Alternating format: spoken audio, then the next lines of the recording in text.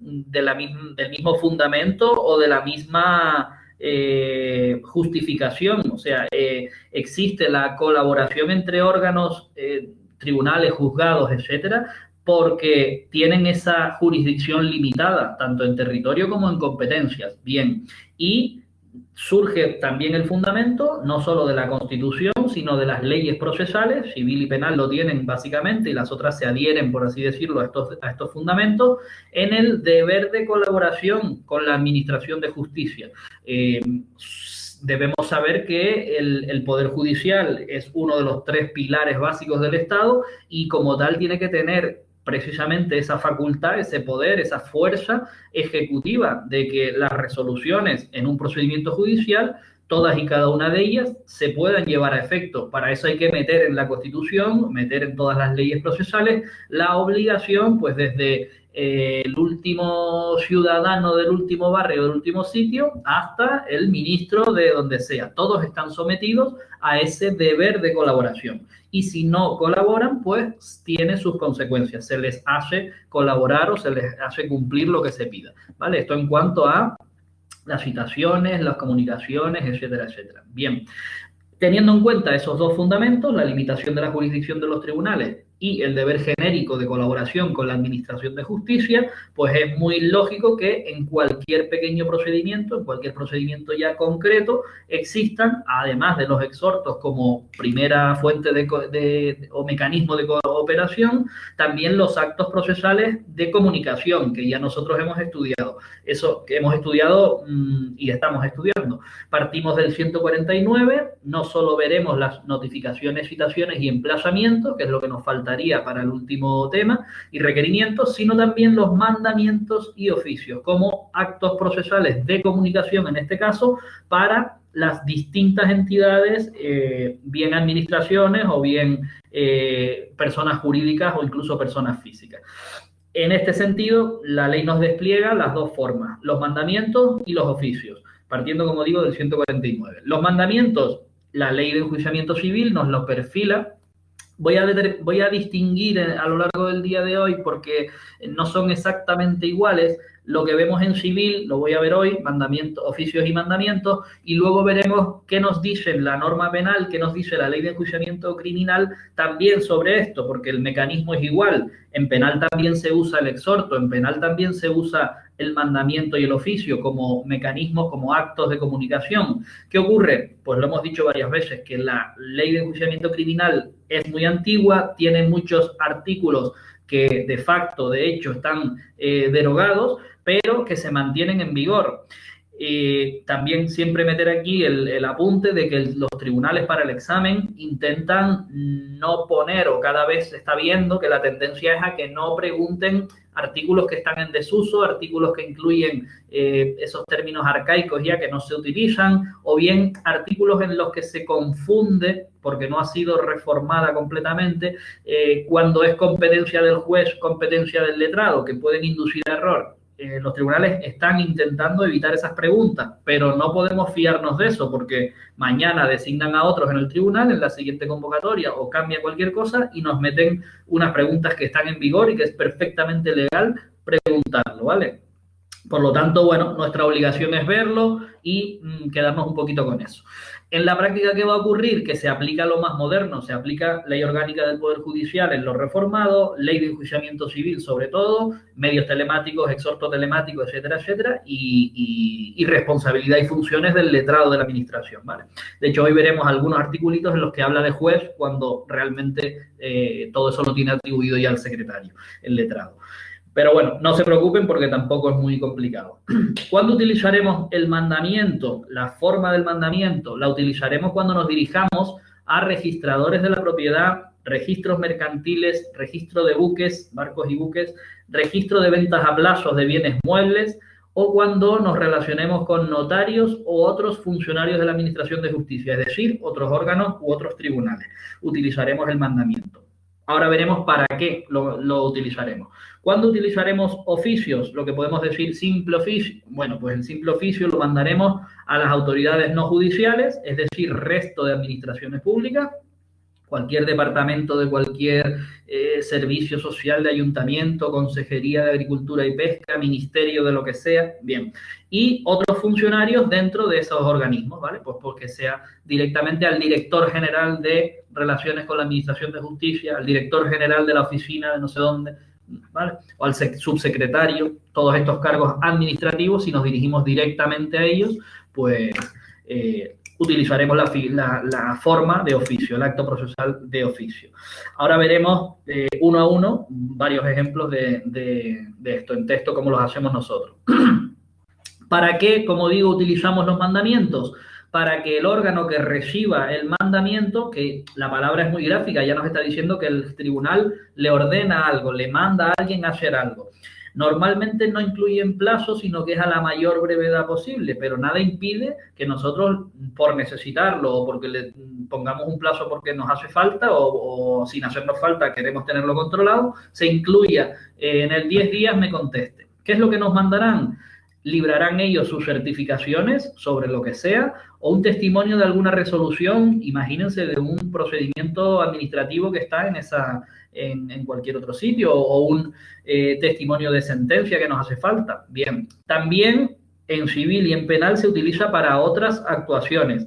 En penal veremos un ejemplo muy característico que son los mandamientos a prisión, por ejemplo, tanto prisión definitiva como provisional, donde nosotros le enviamos mandamientos a las prisiones para que acepten en calidad de penado a tal persona. Pues bueno, pues todo eso lo hacemos con un simple documento que es el papel. Y librar certificaciones, la más característica por excelencia es bien al registro de la propiedad o bien a los mercantiles, o estos también, pero son menores. Conocen lo que son los registros públicos, ¿verdad? El concepto de registro público, tenemos no solo el registro civil, sino también registro de la propiedad, mercantil, de buques, de venta a plazos, no sé si se me queda alguno más de los que hay, en fin, recursos, registros públicos y oficiales que tienen una doble función, tienen su propia regulación, pero lo que nos garantizan es, por un lado, la autenticidad y veracidad de los datos que nos envíen, todo lo que pone ahí es verdad, y por otro lado, una seguridad jurídica. Nosotros, si queremos ver de quién es una propiedad, una finca, un solar o lo que sea, acudimos al registro de la propiedad, solicitamos información por los distintos cauces que tienen y nos la proporcionan. Con eso tenemos la seguridad jurídica de que lo que está en esos registros se corresponde con la realidad física de las cuestiones que estemos viendo. Si en un registro civil pone que esa persona está casada con Pepito, con Menganito, lo que sea, nosotros, salvo prueba en contrario, presumimos que eso es así. Si encontramos que una propiedad tiene una carga, que es una hipoteca de un banco, nosotros, salvo prueba en contrario, presumimos que eso es así, presumimos que la realidad física se corresponde con esa. En eso consisten los registros públicos. Hay ahora un registro de apoderamientos, que bueno, que también es público en el sentido de que se registra y es accesible. Y bueno, esas son las dobles funciones que tienen. Ellos, ¿cómo nos proporcionan la información? Mediante certificaciones o testimonios si se trata de órganos judiciales, no tanto de registros.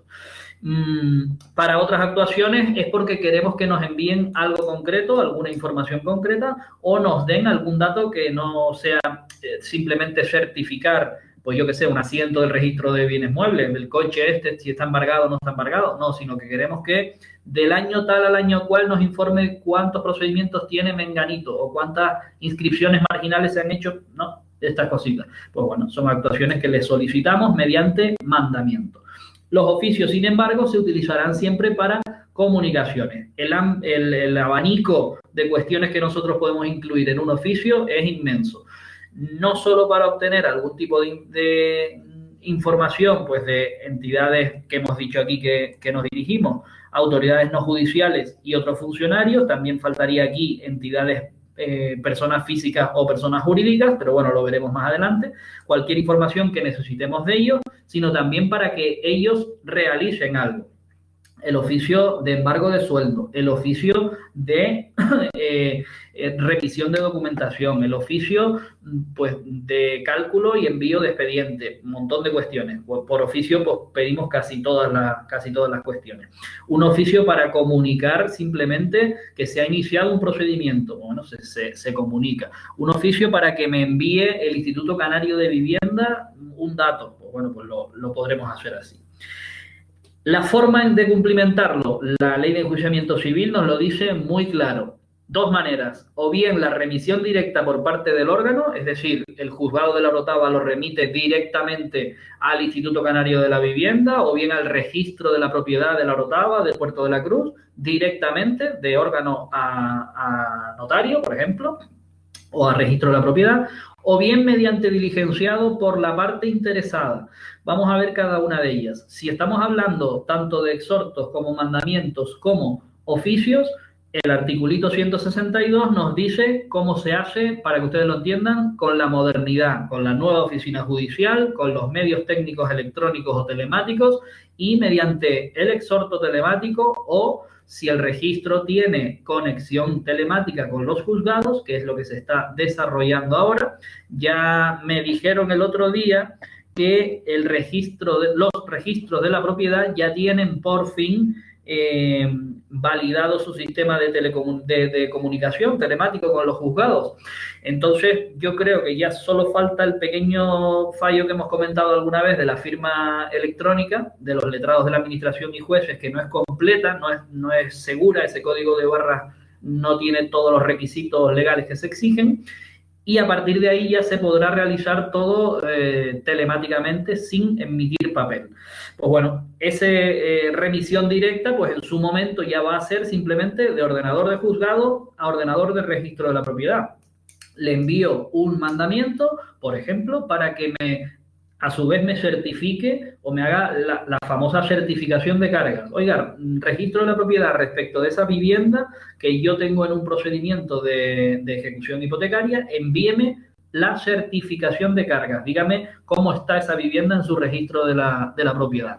Pues bueno, ya, como digo, en base al 162 y si se arreglan todas estas cuestiones materiales de medios, pues ya será directamente entre órgano y registro sin papel. Ahora mismo, pues bueno, expedimos los documentos o los remitimos directamente. La segunda posibilidad, también recogida en el mismo artículo, el 167, es que se le entregue a la parte. Y aquí el articulito nos dice que si lo piden, ¿no? Si lo solicitan, se hará en todo caso. Es decir, la entrega a la parte para diligenciar un mandamiento, un exhorto o un oficio, si es parte interesada y lo solicita, es prioritaria, es decir, no podemos decirle a priori que no, le tendremos que decir que sí. ¿Por qué? Porque este articulito lo permite. Podrá diligenciarlos él personalmente. Normalmente, ¿quiénes son los que hacen esta labor de coger del juzgado el exhorto, llevarlo al otro órgano para que lo tramiten? ¿O quién se encarga de coger el mandamiento de embargo y llevarlo al registro de bienes muebles para embargar un coche y pagar las tasas y tal y cual? Pues es una pregunta que yo hago ahí. En el procedimiento, ¿quién se encarga? Pues la parte lo hace, pero ¿a través de qué figura? ¿A través de quién? ¿O lo hace él directamente, don Pedro González González, si es parte interesada? Esa sería la preguntilla. Lo que tenemos que saber es eso, que no podremos decirle que no, que si lo piden se le habrá de entregar el oficio, el mandamiento o el exhorto. Los gastos que se generen van a ir todos de su cargo. ¿Vale? No sé si se me entendió la pregunta o es muy liosa. Claro. Es que estoy intentando abrir esto y me va lento. ¿Cómo? Pero, estoy intentando abrir el artículo, pero me va lento. Ah, el 162. Sí, lo que me extraña es lo de en todo caso, porque yo creo que no era en todo caso. Sí, sí. En civil, siempre que lo acredite, lo tengo yo por aquí en papel, la ley. Espérate un segundo. Es en todo caso, sí. 162.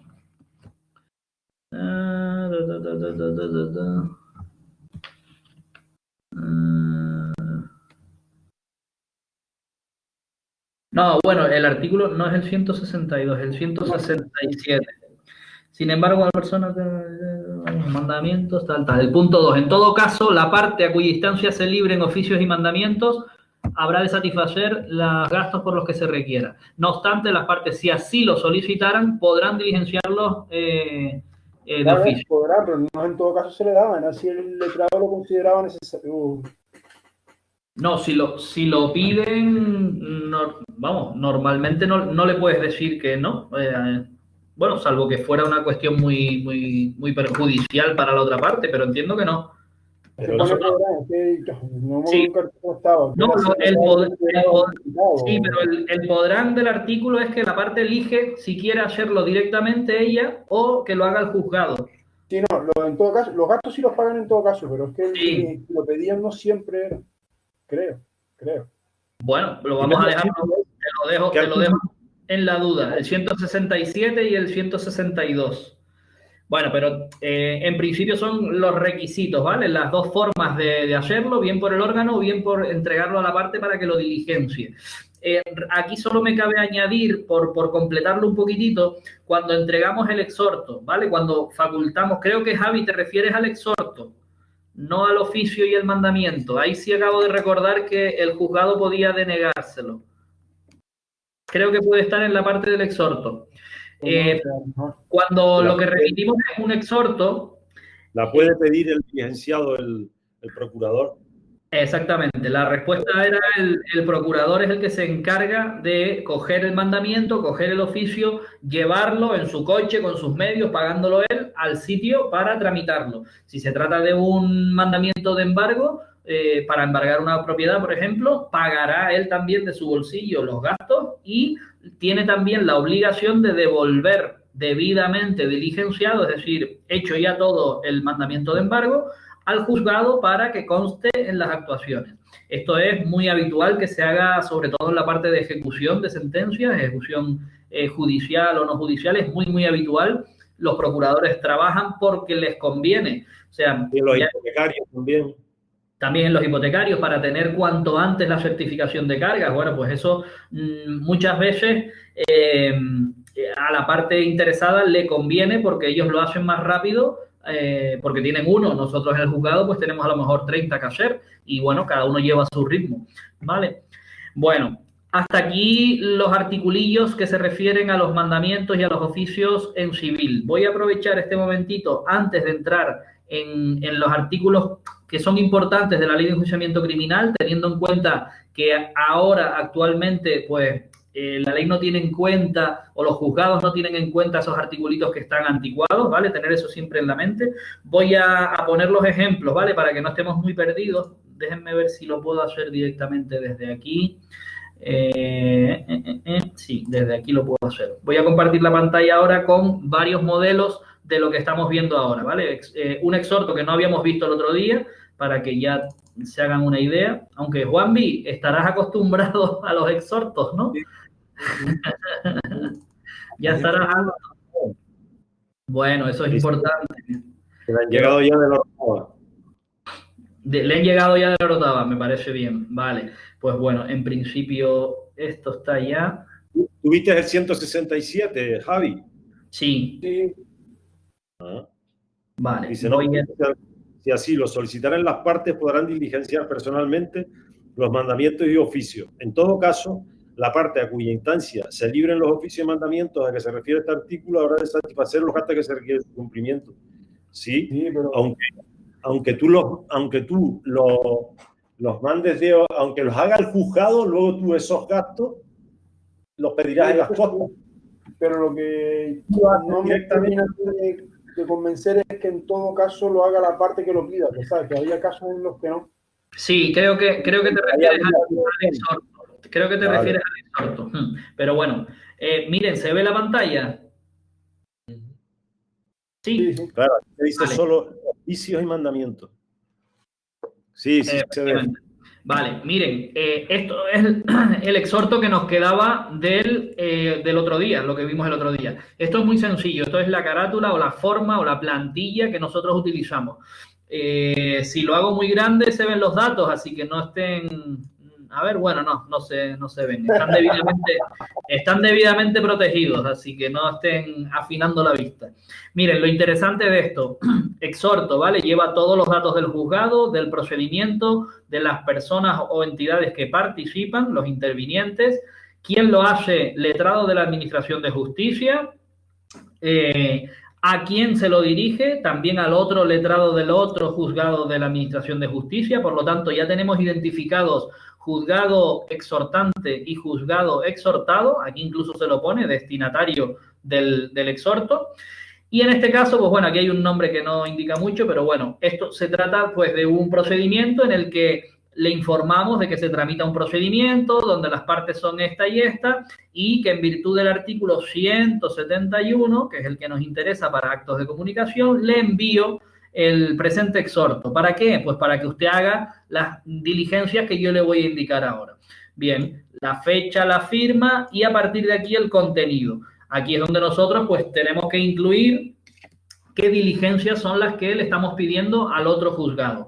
Va a depender ya del tipo de procedimiento en el que estemos. Por ejemplo, si estamos en una ejecución, empezándola, pues a lo mejor le vamos a notificar a esa persona que vive en ese partido judicial que no es nuestro, le vamos a notificar las primeras resoluciones, el auto con la orden de despacho, con la orden general de despacho de ejecución, más el decreto que acuerda alguna medida de investigación. Le vamos a dar también el trámite, informarle de que tiene 10 días para oponerse a la ejecución, e incluso le vamos a requerir para que manifieste bienes ya susceptibles de embargo. Todas esas cuestiones son las diligencias interesadas en el exhorto.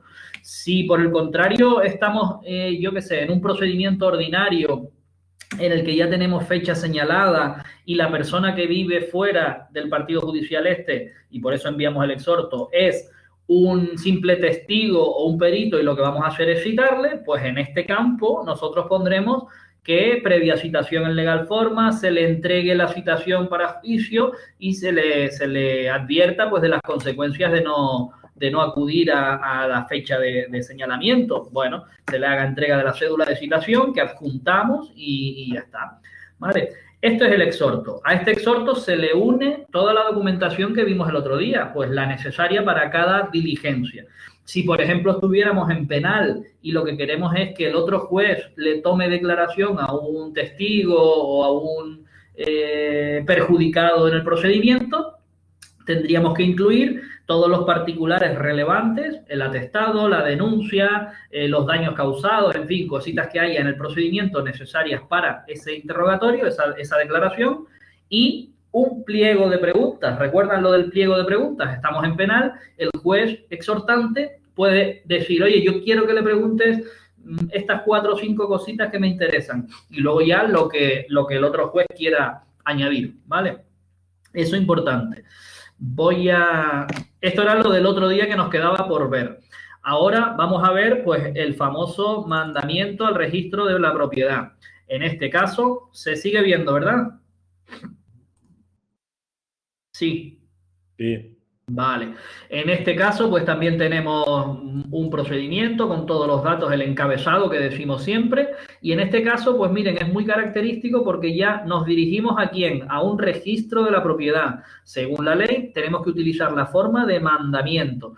En este caso es una plantilla que nos viene prácticamente siempre es la misma y la utilizamos. También lo hace el letrado de la Administración de Justicia. Decimos a quién nos dirigimos.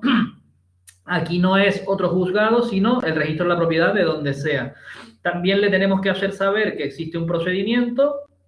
En este caso es una ejecución, fulanito es el ejecutante, menganito es el ejecutado. ¿Cuánto es lo que se reclama en el procedimiento? Pues oye, la reclamación es de tantos 1.000 euros de principal más intereses y costas. Bueno, pues le envío a usted ¿para qué? Muy concreto, para que usted me envíe al juzgado la certificación acreditativa de todo esto. Normalmente, esto lo estudiamos en la parte de ejecución, en concreto en los hipotecarios. La certificación de cargas es ese documento necesario en una ejecución para empezar el procedimiento de valoración y subasta de un bien inmueble. Pues bueno, nos tendrá que decir todos estos datos que ahora no vienen al caso. Pero bueno, le estamos pidiendo una certificación. Cuando el registro de la propiedad reciba este mandamiento, dirá, oiga, que el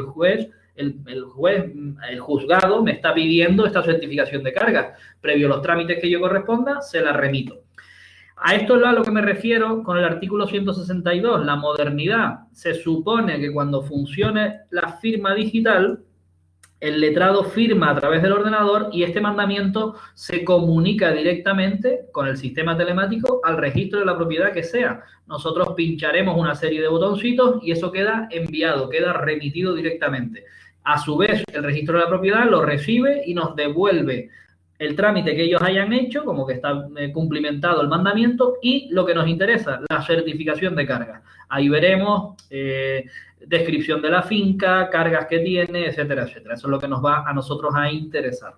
Pero bueno, este es un mandamiento, como si dijéramos, muy famoso, porque se utiliza muchísimo, pero existen otros. Les he puesto como ejemplo otro en el que nos dirigimos a un registro de bienes muebles, en este caso en Tenerife está el de Santa Cruz solamente, y que se encargan pues de registrar sobre todo vehículos, maquinaria, etcétera, etcétera, y el de buques, que también está como si dijéramos integrado o asociado. Ocurrirá más o menos lo mismo. El letrado de la administración se dirige al registrador, en este caso de otra entidad, de otro organismo que es el registro de bienes muebles. En Tenerife es registro mercantil y de bienes muebles, como si fueran dos secciones dentro del mismo registro.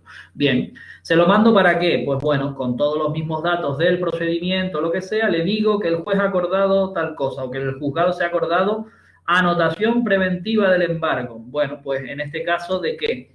De un bien mueble que luego se describirá, que es propiedad de esta persona que es la ejecutada. Bien. ¿Qué queremos que haga? Pues miren, esta es la descripción del bien mueble. Vehículo marca Mercedes ML con matrícula tal, número de bastidor no sé qué, color, todos los datos que nosotros tengamos los integraríamos aquí. Y una vez que usted haga la anotación en el registro, es decir, ponga que ese vehículo está embargado por este juzgado en este procedimiento, dígamelo, contéstemelo por el conducto de su recibo, por la misma forma que yo se lo he enviado, dígame que ya está hecho. Pues ya está. Ese sería un ejemplo de otro mandamiento, en esta ocasión dirigido a un registro de bienes muebles. ¿Ok? Mandamientos. Nos queda por ver el oficio. Un oficio, ya les digo que oficios tenemos un abanico impresionante, no solo de remitentes, a quien se lo mandamos, sino también de cosas que enviamos. Por oficio se hacen multitud de cosas, tanto en civil como en penal.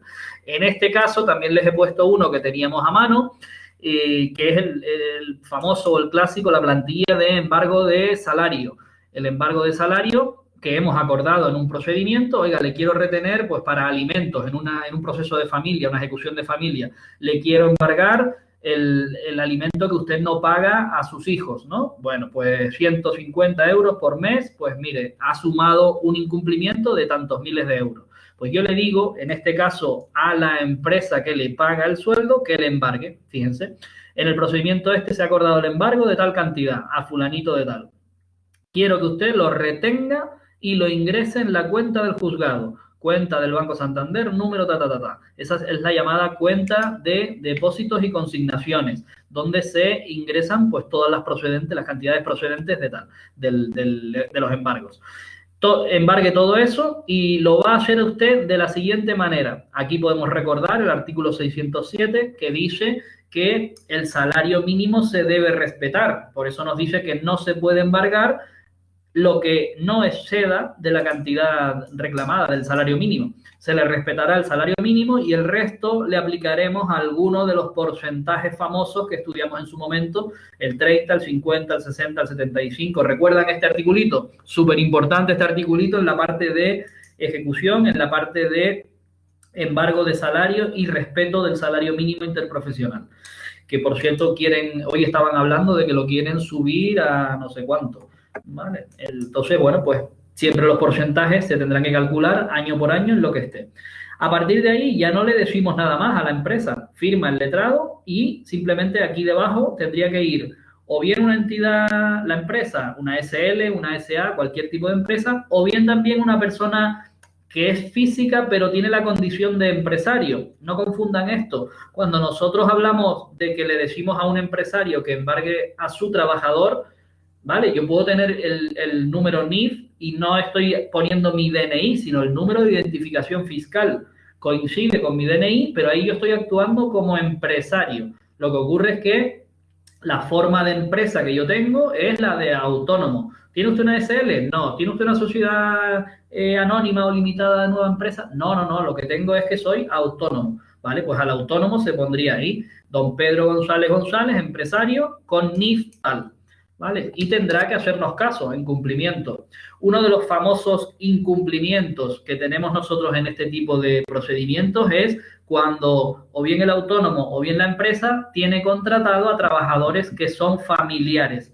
Bien soy yo el que estoy dado de alta como autónomo y tengo a mi esposa a cuenta ajena o al revés, o bien mis hijos participan, son socios de la empresa familiar, mis hijos, mis sobrinos, lo que sea. De forma que el famoso todo queda en casa se convierte en una ejecución en no voy a hacer caso de lo que me está diciendo el juzgado, no le voy a practicar las retenciones porque es mi hijo, es mi esposa, es mi sobrino y le estoy quitando su nómina. Eso es un error y al final lo que les cuesta al empresario o a la empresa es pues multas coercitivas hasta que cumpla, ¿vale? Incluso en el último de los casos, si que alguna vez se nos ha producido, le puede costar una deducción de testimonio a la parte penal por si están desobedeciendo a la autoridad judicial, ¿vale? Pero bueno, este es otro ejemplo de oficio. Entonces ya tenemos visualizado a qué nos referimos con... A ver si puedo dejar de compartir la pantalla, es aquí, y volver a la diapositiva. Dejar compartir ahí. Vale.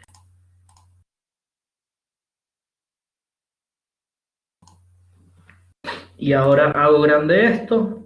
Vale, volvimos a la pantalla grande, ¿no? Sí. Vale, perfecto. Bueno, pues hasta ahí llegaría la parte civil. Los modelos de oficios y mandamientos que les hemos presentado son exactamente iguales en penal, son exactamente iguales en contencioso o en laboral, ¿vale? Se aplican, de hecho, Atlante tiene prácticamente las mismas plantillas. Las han adaptado un poco más al contenido específico de cada procedimiento. De hecho, si tú en tu ordenador pones oficio, te salen 27.000. Eliges el que quieras. Pero lo que quiero decir es que el concepto, la forma y el para qué sirve es lo mismo, ¿vale? En cualquier ley procesal. Dicho eso, avanzamos un poquitito más. Como les decía, la ley de enjuiciamiento criminal nos da algunas cosillas importantes de cara al examen, no tanto de cara a lo que se hace realmente en los juzgados, sobre todo la parte primera que vamos a ver ahora, que es un poquito anticuada. Pero bueno, por si acaso alguna pregunta nos hablara de esto. La ley de enjuiciamiento criminal distingue a la hora de comunicarse, sobre todo entre tribunales o entre juzgados y tribunales, tres formas que realmente hoy en día están reducidas a una única forma.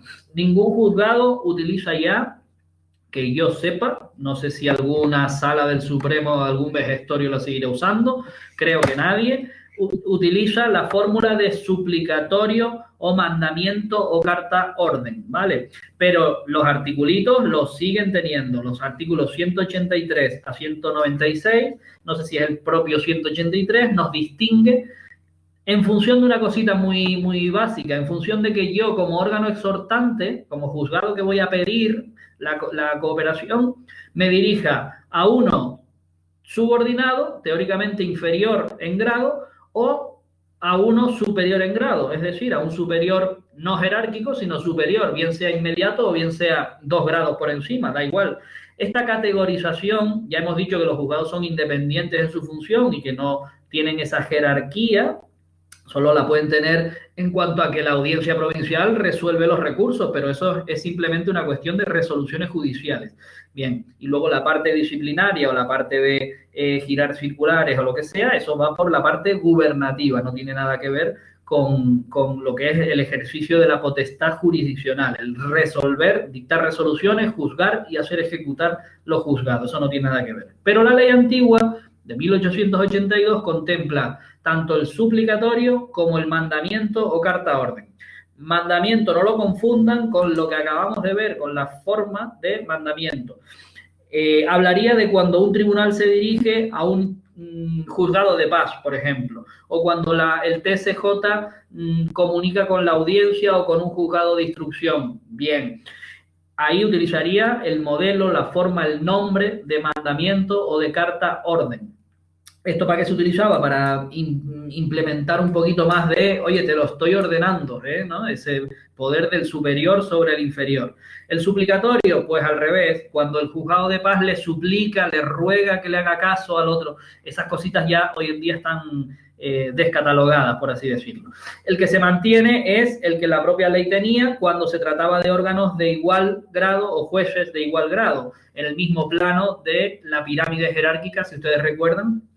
Pues 2 juzgados de instrucción, una sección de la audiencia a la otra, no sé, una sala del Supremo a la sala del penal militar, por ejemplo. Bueno, pues utilizábamos el exhorto. Como digo, esto ha quedado reducido a exhortos que se dirigen tanto sea superior, igual o inferior.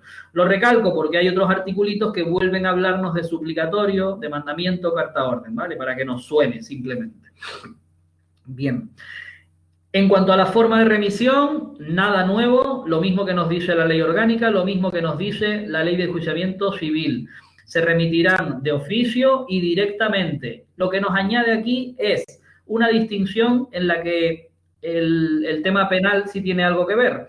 Nos dice que de oficio y directamente serán en aquellas causas por delitos que no sean perseguibles solo por querella privada. ¡Buah! Vaya rollo. Bien, vamos a aclarar 2 conceptos y verán que se entiende súper fácil. En derecho penal, el Código Penal regula todo tipo de delitos y hay dentro de las categorías que se pueden hacer de los delitos en derecho penal, una categoría en la que, atendiendo a quién afecta el delito, la ley permite que se persigan solamente por los perjudicados, solamente por el que ha sufrido ese delito, por ejemplo, delitos contra el honor, contra la propia imagen, contra la intimidad, bueno, pues todas esas cuestiones que están en una esfera muy reducida, son delitos, claro que son, pero son solo del perjudicado. Pues bueno, pues si la persona perjudicada ni lo sufre ni lo quiere denunciar, ¿por qué se va a tener que meter el Estado a través de fiscalía o de otros medios públicos a denunciarlo, perseguirlo y castigarlo? Pues bueno, para eso mantienen esa categoría, distinguen ese tipo de delitos y los llaman delitos privados. ¿Cómo se persiguen? Mediante querella. ¿La querella qué es lo que es? La querella no es más que una forma más cualificada de formular denuncia. La denuncia basta ir a la policía a denunciar, ir al juzgado a denunciar, etcétera, etcétera. La querella tiene unos requisitos formales y de sujetos, de quienes la tienen que presentar, y también para esos delitos que estamos hablando. Pues bueno, la ley dice que todos los actos de comunicación se remitirán de oficio y directamente por el juzgado cuando el delito que se investiga, cuando el procedimiento sea abierto, pues por un delito público o semipúblico, en los que hay parte pública, parte privada, pero como la parte pública, el Ministerio Fiscal está obligado a investigar y a defender la legalidad. El juez puede abrir diligencias e instruir. Pues en todos esos delitos públicos tramitaremos de oficio tanto los mandamientos y oficios como los exhortos, ¿vale? Esto nos lo dice el artículo 188. Si no se ha pillado mucho, me lo dicen y lo repito, ¿vale? O lo digo de otra manera para que se entienda. Vale. Más o menos se cogió la idea de delito público, delito privado. Y que en eso tramitaremos todo de oficio. Bueno, nos añade el artículo que en esos delitos más personales, más privados, más que exigen querella, etcétera, etcétera, el trámite podrá ser entregado, o sea, el trámite de exhorto, mandamiento u oficio, que es lo que estamos viendo, se podrá entregar al interesado. Imagínense eso, que tenemos que citar a varios testigos que son los que han, yo qué sé, o realizado el programa donde se injurió a una persona, o son los autores de un artículo en los que se vulnera el honor o se ataca al honor de un periodista o de una persona famosa, lo que sea, y tenemos ahí montado ese lío. Bueno, pues se le entrega al procurador del ofendido para que lo tramite más rápido, el exhorto, el mandamiento o el oficio. Eso es exactamente igual. Esto es a modo de excepción porque son menos los delitos, porque lo prevé específicamente para las querellas privadas y también le añade unos requisitos. El juzgado no va a dejar ese procedimiento en manos del ofendido ahí a que lo lleve y cite a la persona y tal. No, simplemente le fijamos un plazo.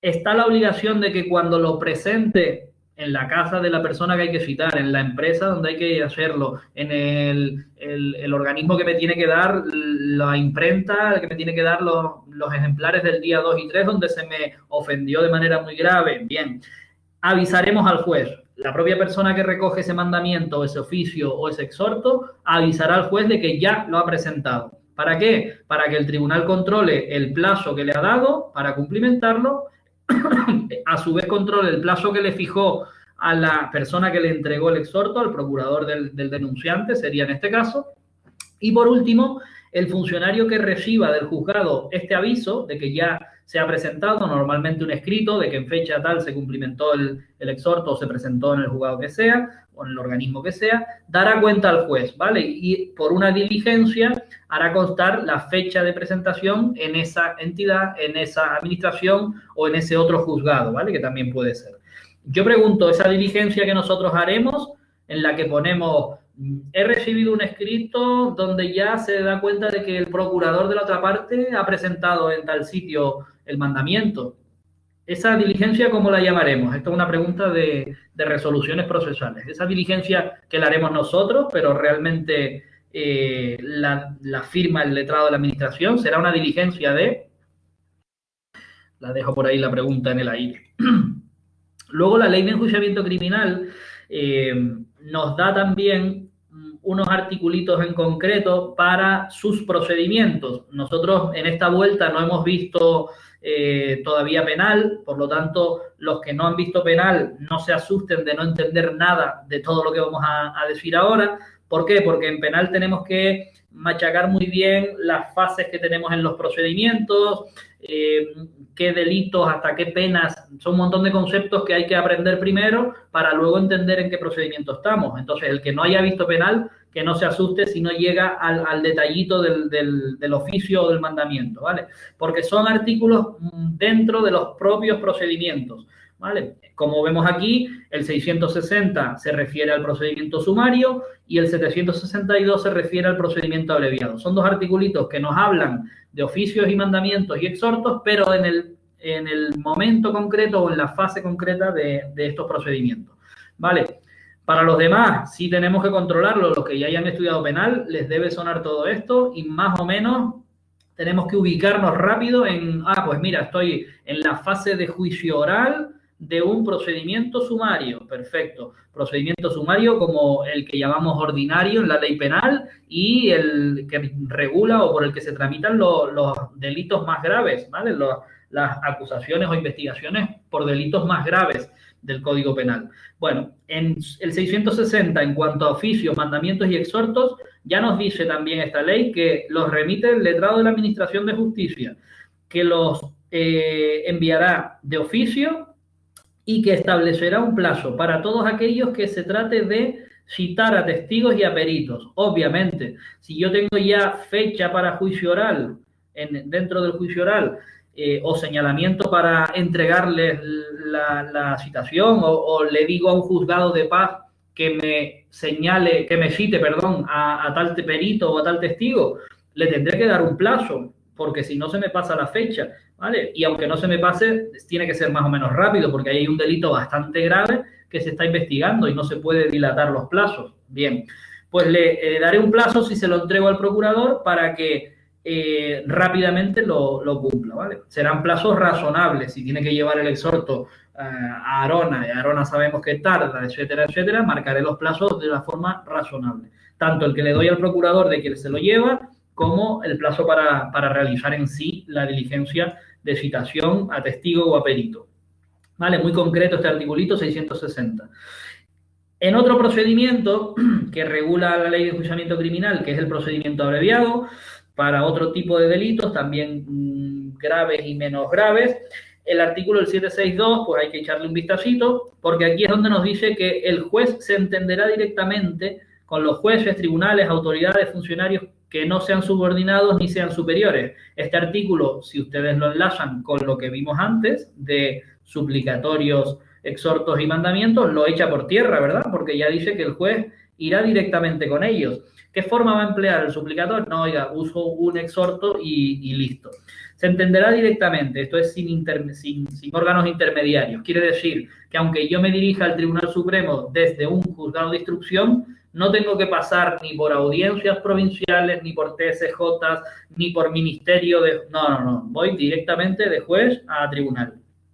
¿Por qué es esto? Porque el procedimiento abreviado también tiene una fase de instrucción que se quiere que sea rápida y que se hagan las diligencias en el menor tiempo posible y bueno, se utiliza pues de la manera más rápida posible. De hecho, la palabra medio más rápido la utiliza el artículo. ¿Qué quiere decir eso? Que si en fase de instrucción me es más rápido la diligencia telefónica, lo podré hacer. Bueno, pues valorará el juez si vale la pena o no vale la pena, ante la circunstancia o lo que sea, pero lo podrá hacer.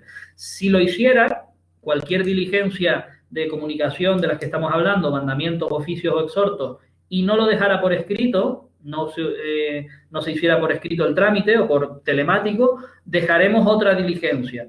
¿Qué tipo de diligencia será esta también? Hemos visto dos. Una para acreditar que se ha presentado ya el exhorto por el procurador, otra para acreditar que se ha realizado un exhorto, un mandamiento, un oficio de forma no escrita, que se ha hecho, por ejemplo, de manera verbal porque era indispensable, porque estamos hablando de unas lesiones muy graves o porque estamos hablando de una detención en algún momento, lo que sea.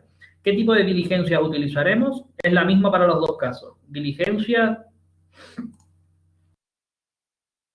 Bueno, no sé si nadie ha contestado por aquí, a ver.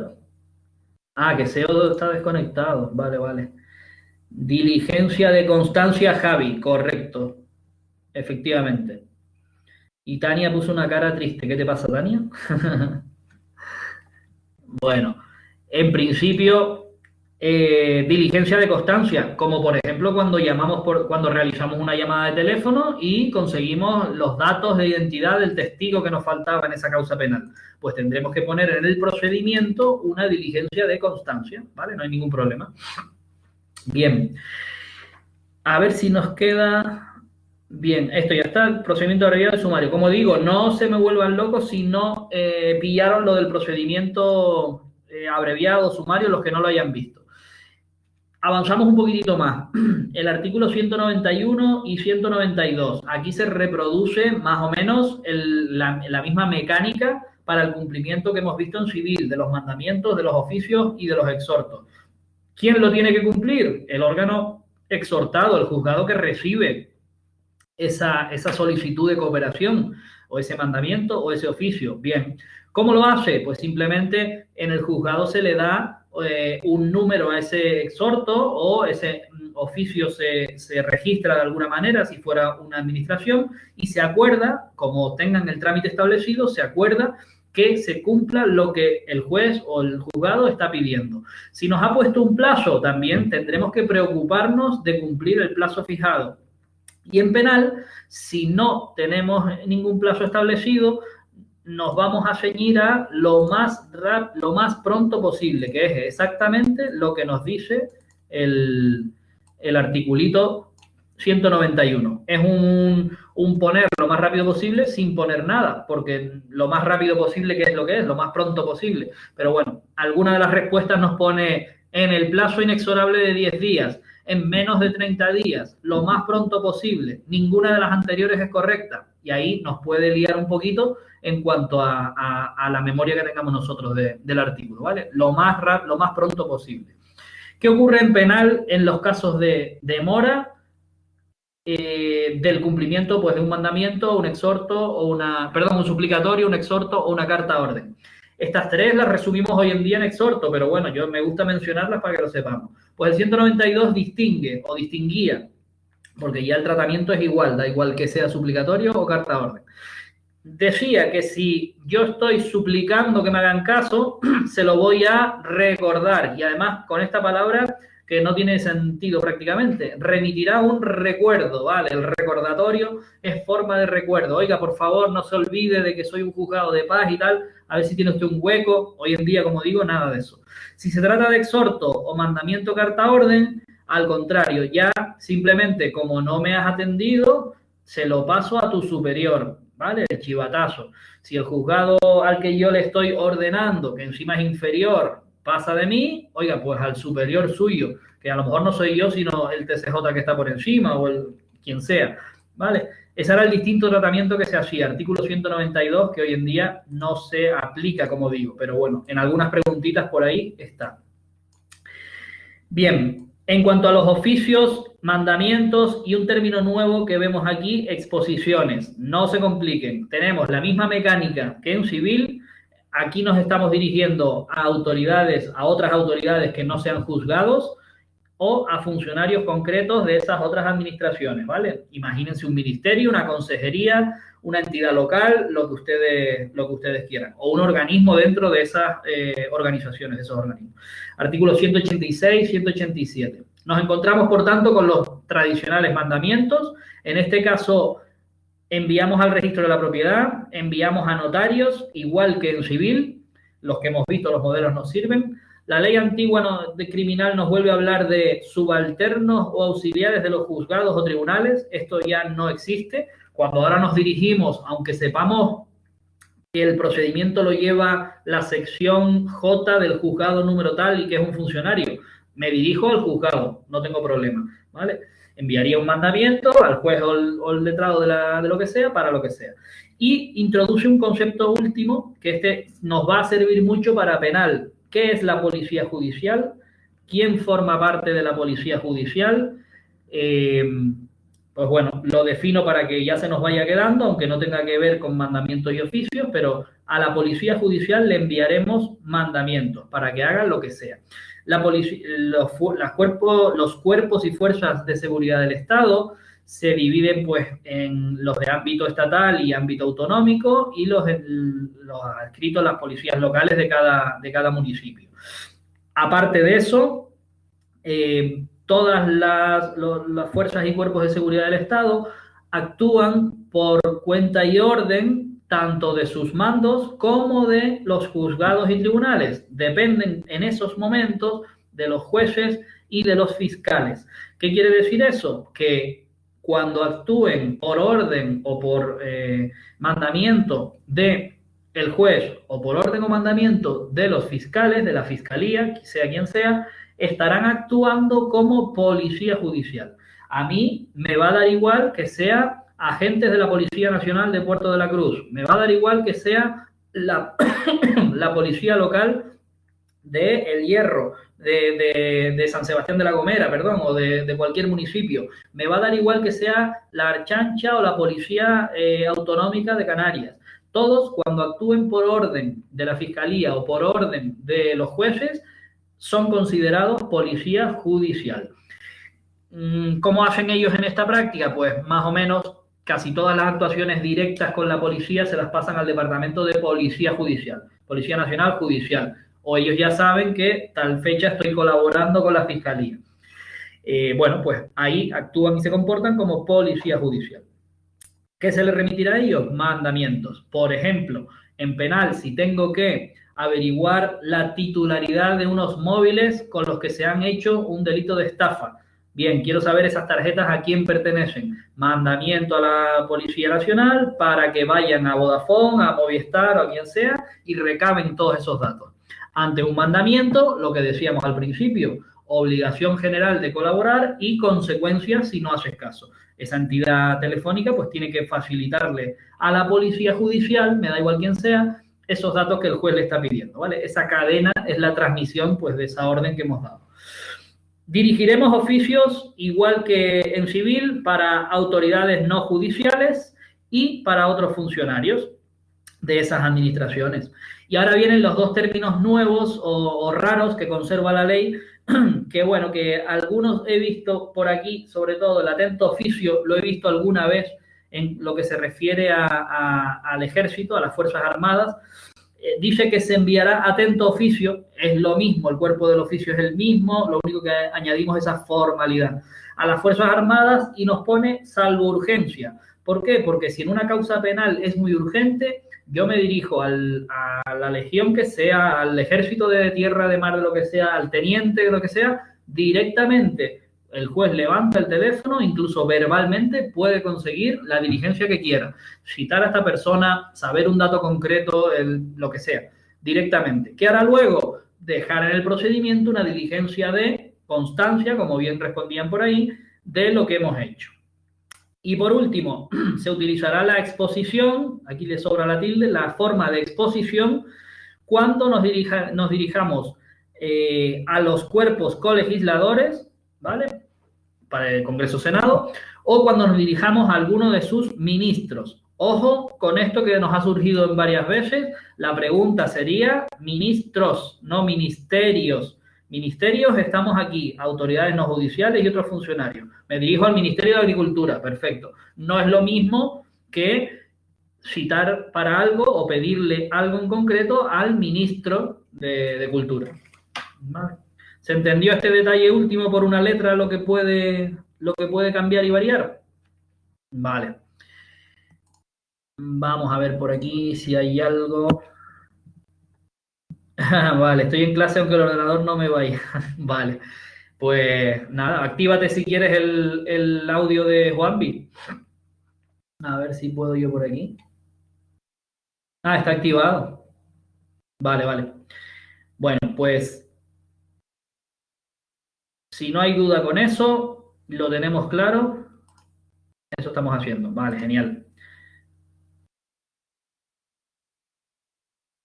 Exhortos, mandamientos y todo esto, visto. Más detalles que nos da la Ley de Enjuiciamiento Criminal respecto a los mandamientos. Dos cositas que nos tenemos que aprender sobre ya dos tipos de mandamientos específicos. De uno ya les hablé antes, que es el mandamiento para cumplir un auto de prisión, y el otro va a ser mandamientos a la jefatura de tráfico.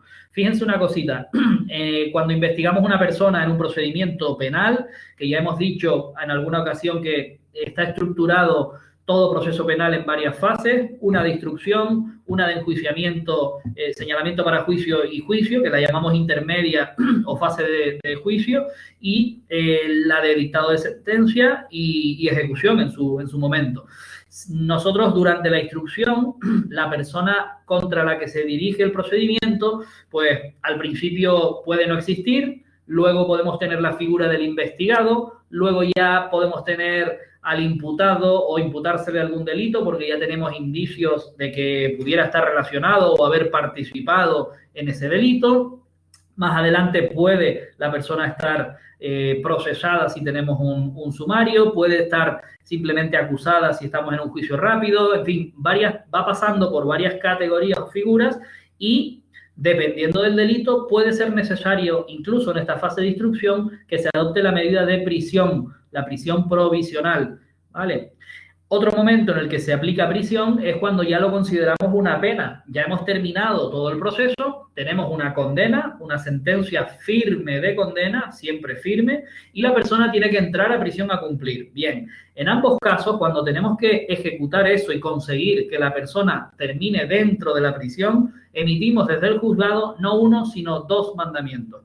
Esto lo archivan y ya no se les va a olvidar nunca, sobre todo si les toca una instrucción o un penal y se les da el caso, que es muy emocionante en cuanto a lo jurídico, vale, voy a ejecutar un mandamiento de prisión y tal, pero que no se les olvide que no solo hay que darle uno a la Guardia Civil, sino también enviar otro por el medio, todavía estos medios funcionan los fax, al director de la prisión, al director del establecimiento.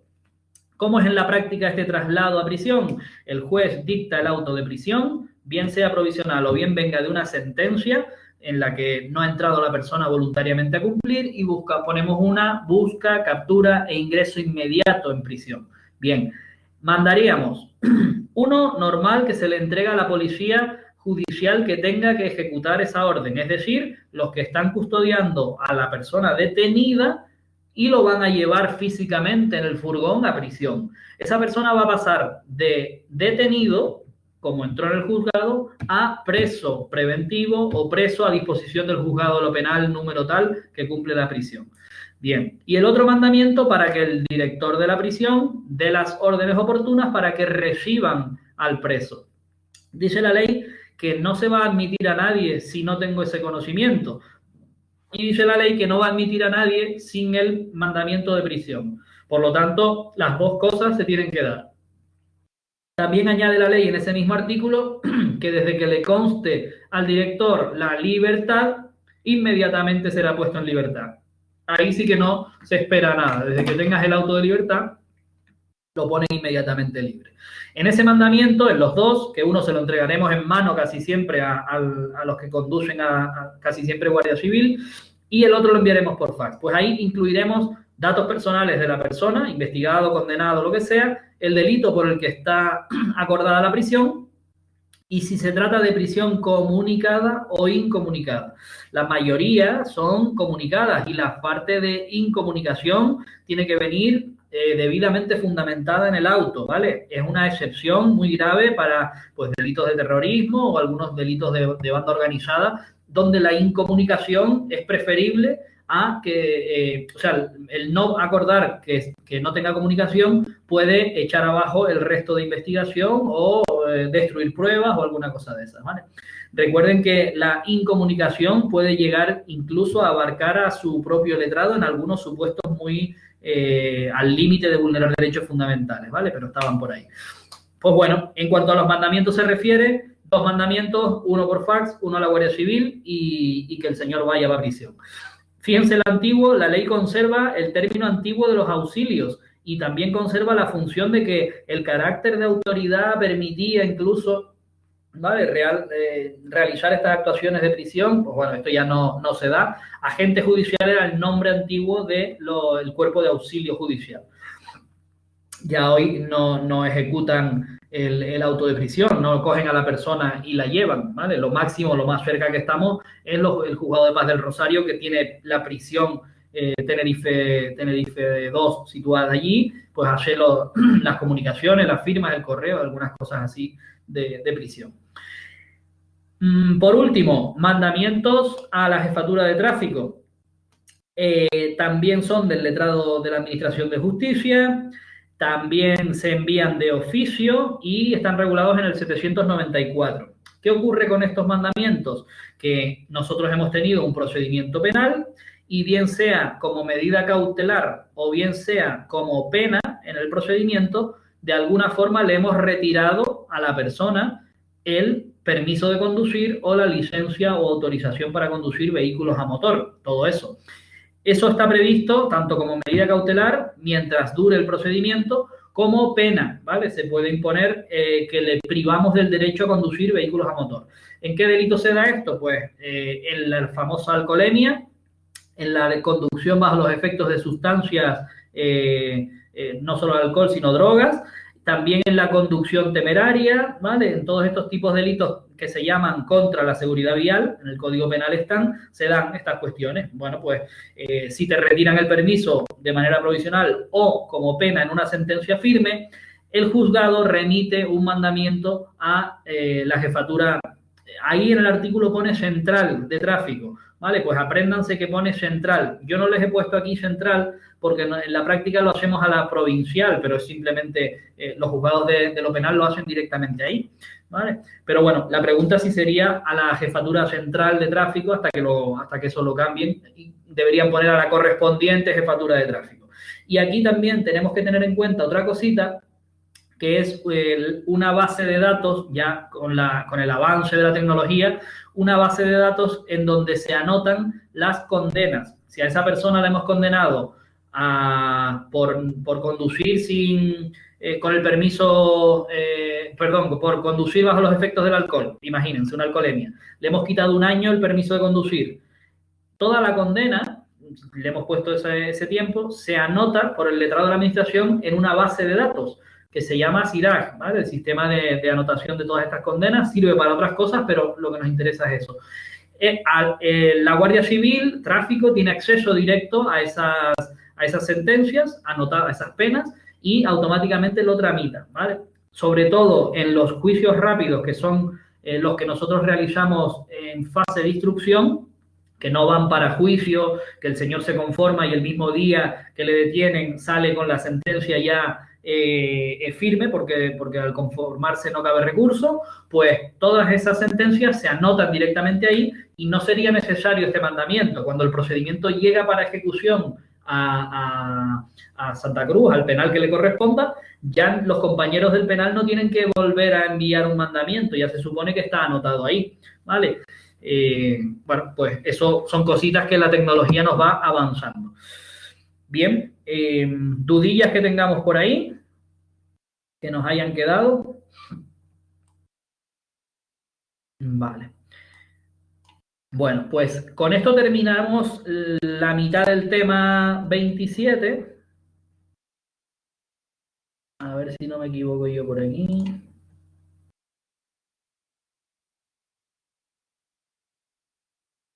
Mandamientos de... Ah, vale, perdón. Aquí.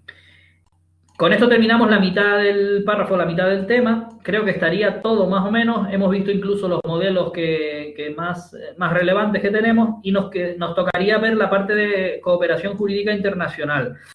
Este epígrafe, como digo, ha cambiado un poquito, sobre todo en la última parte, en lo que se refiere a la red judicial internacional. Aquí estamos hablando, como vimos el otro día, de una parte de cooperación entre juzgados, pero uno de ellos está en el extranjero. Necesitamos, sobre todo en materia civil, citaciones, notificaciones, emplazamientos, requerir a una persona que se ha marchado del país y sabemos que vive en otro sitio. En penal tenemos que traer al preso, tenemos que traer al investigado, tenemos que notificarle una sentencia en el extranjero, tenemos que coger una sentencia extranjera y traerla para ejecutar aquí porque ha sido detenido la persona aquí y puede cumplir la prisión aquí o la pena que sea aquí. ¿Vale? Hablamos de la cooperación jurídica en el plano internacional, cuando una de las partes, uno de los juzgados o autoridades está en el extranjero o en otro país.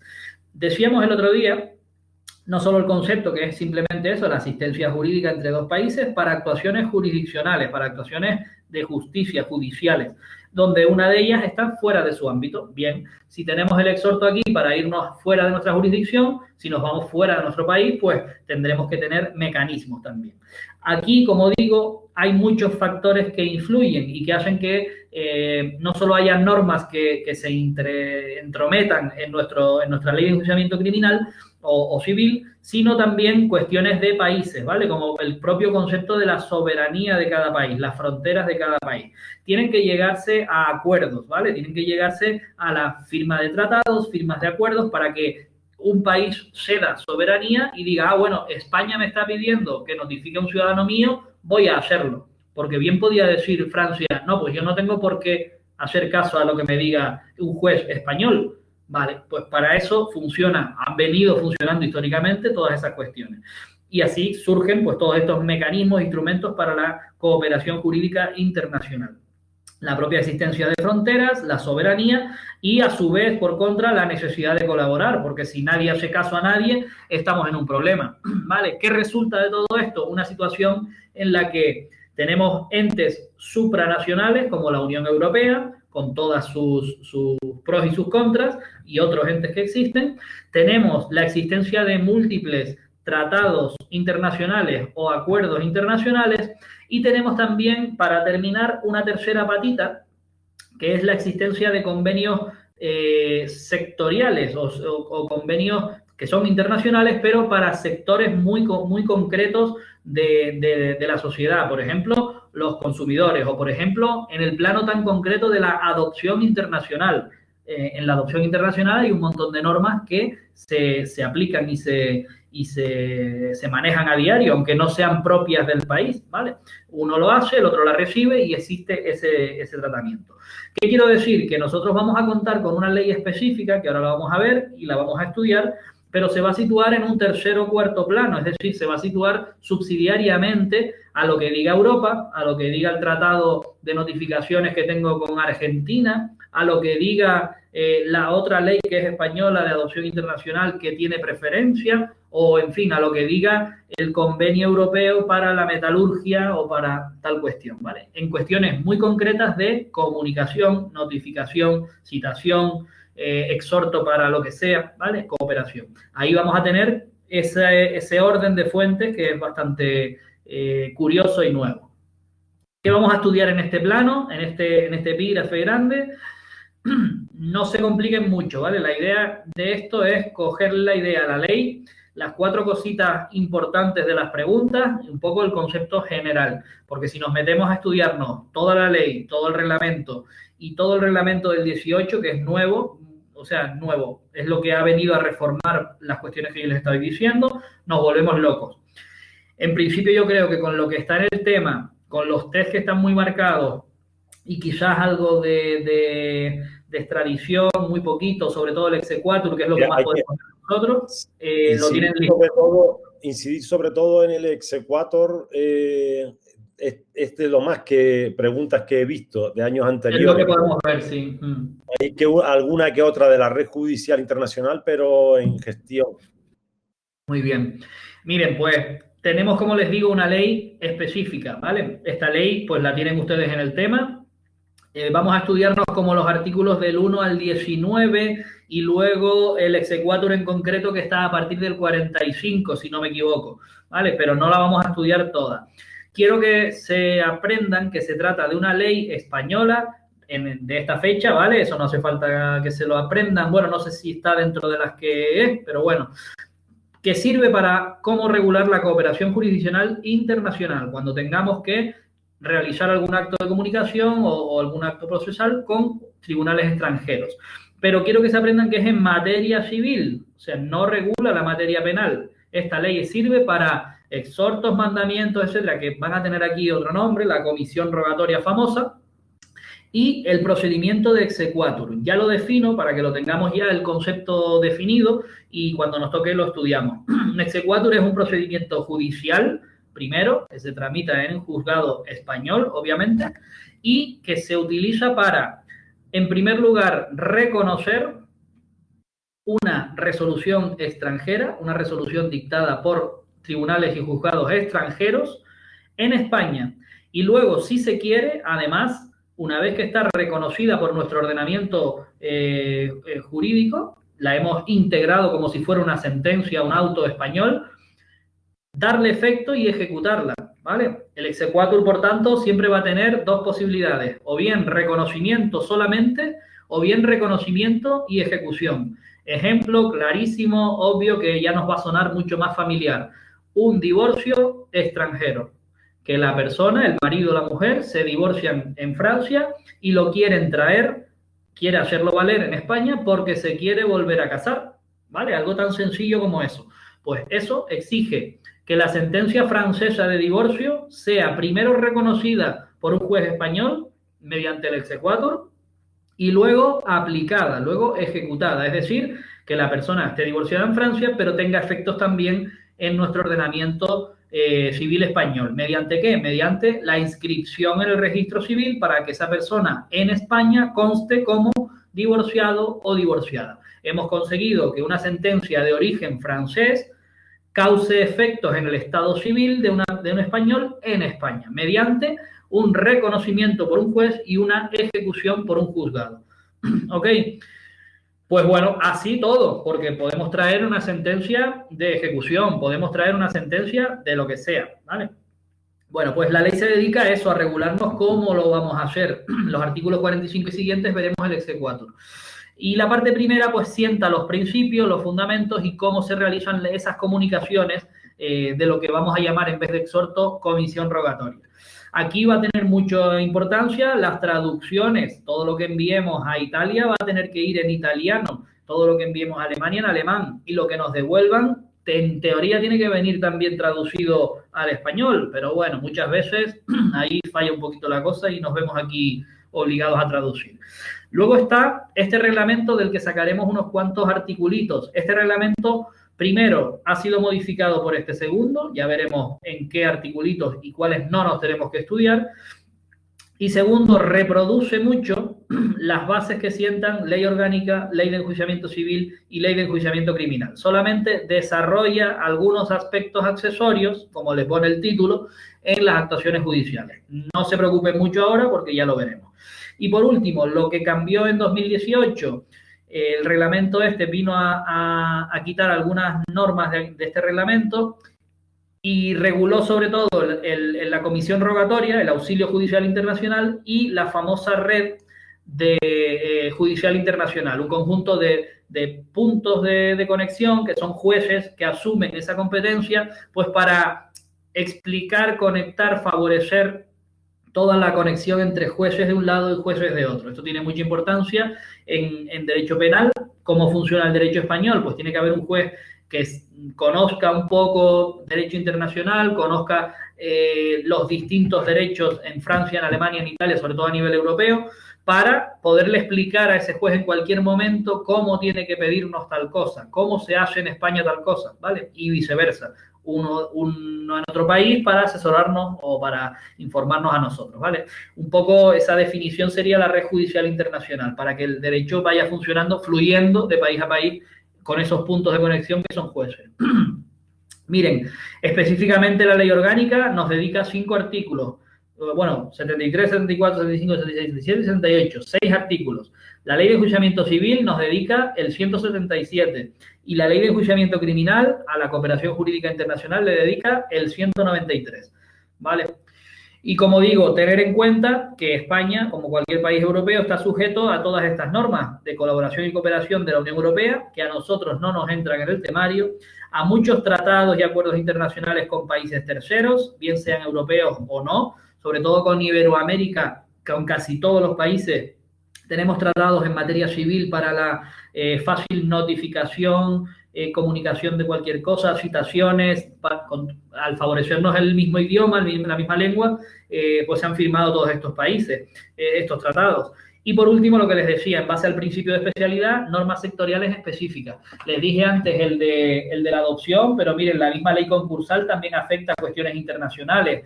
El propio registro civil o las leyes de defensa de los consumidores y usuarios para grandes perjudicados y todo eso, tiene cositas que están por encima o se aplican por delante de la ley 2915, ¿vale? Bueno, no sé si pararme por aquí, Seo. Sí, son 40 las que tienen. Pues me voy a parar ya para que les dé tiempo, sí. Son 36, 37 y ya el próximo día nos metemos ya con lo primero. Sí, decirles que el día 12 vamos a hacer el examen ese. El global, el grande, sí. 25, 26, 27, 28. Y ese día hacemos el examen, que son creo que unas 60 preguntas. Para la grabación. Hoy, gracias, Javi. Para la grabación, Francis. Y